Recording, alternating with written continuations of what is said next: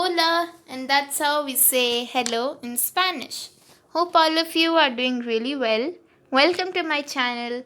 My name is Nandana Mishra, and today we'll explore NCERT Class 8 Chapter 1 Science Part 1, that is crop reduction and management. Today we'll be exploring until page number 4 only. In the next videos, we'll be exploring further. Now, before starting, do not forget to subscribe my channel if you haven't yet. Now, please get your science textbook and a highlighter to get ready.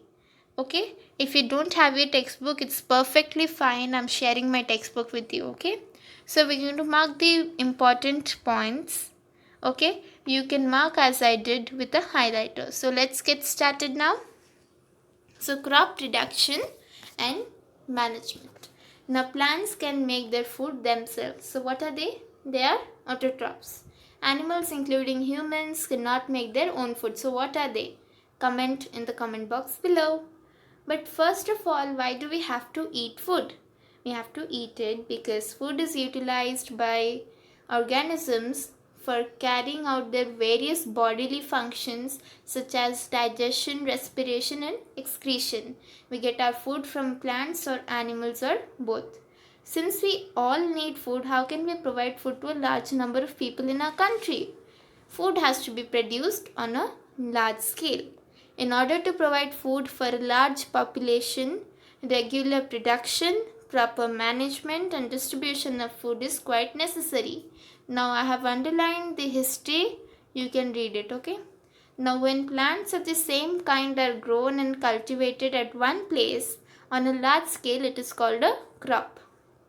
India is a vast country. The climatic conditions vary from one region to another, right? So, despite this diversity, two broad cropping patterns can be identified. These are Kharif crops, the crops which are sown in the rainy season.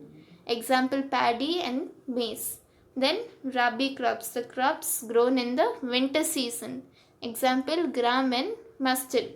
Besides these, pulses and vegetables are grown during summer at many places. These are the Zaid crops. This is extra. Now read the conversation between Bujo and Peheli. So we understand in this conversation why can paddy not be grown in the winter season. Because paddy requires a lot of water, right? Then we move to the next one. Cultivation of crops involves several activities undertaken by farmers over a period of time. These activities are referred to as agricultural practices. So, the agricultural practices are given below. Have a quick read, okay? Then we have that preparation of soil. Now we'll learn in detail. One of the most important tasks in agriculture is to turn the soil and loosen it because this allows the roots to penetrate deep into the soil, okay? And also the loosened soil helps in the growth of earthworms and microbes present in the soil, okay? Also, the soil contains minerals, water, air and some living organisms. In addition, dead plants and animals get decomposed by soil organisms, right? In this way, various nutrients held in the dead organisms are released back into the soil. These nutrients are again absorbed by plants. Since only a few centimeters of the top layer of soil supports plant growth, turning and loosening of soil brings the nutrient rich soil to the top so that the plants can use these nutrients. Thus, it is very important to turn and loosen the soil. Now, what is the process called? It is called tilling or flowing. Now, this is done by using a flow. Flows are made of wood or iron. Now, read this part for a thorough read. Underline it. Then, agricultural implements. The main tools used for this purpose are the flow, hoe and cultivator. Now, flow. We'll just see what is a flow, okay? This is being used since ancient times for tilling the soil, adding fertilizers to the crop, etc. Okay? This implement is made of wood and is drawn by a pair of bulls or other animals. It contains a strong triangular iron strip called flow share. The main part of the flow is a long log of wood which is called a flow shaft. Now, one pair of bulls and a man can easily operate the flow. Now, what is a hoe? It is a simple tool which is used for removing weeds and for loosening the soil. Now we'll see the structure of a hoe as well in this figure 1.1b. Then cultivator. Nowadays, plowing is done by tractor driven cultivator. The use of cultivator saves labor and time. This is a cultivator, figure 1.1c. Now we move to sowing. It is a very important thing, right? So before sowing, good quality seeds are selected.